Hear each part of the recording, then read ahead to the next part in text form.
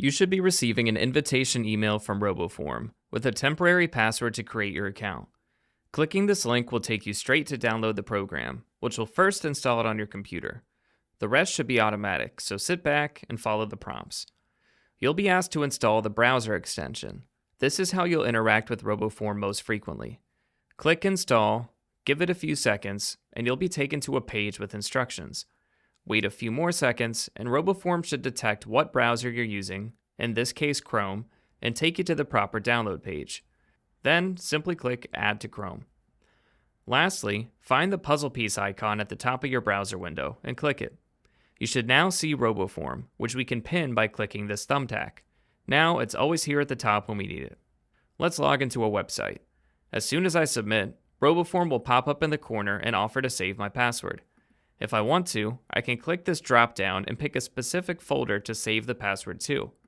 The home folder is just for you. This folder, marked with the suitcase icon, is a company group my administrator put me in. Log and save to this location will be shared with other members of the group. I'll click Save, and if I go up to my RoboForm extension, I'll now see this login as available to use. A single click is all you need to log in from now on, so let's give it a try.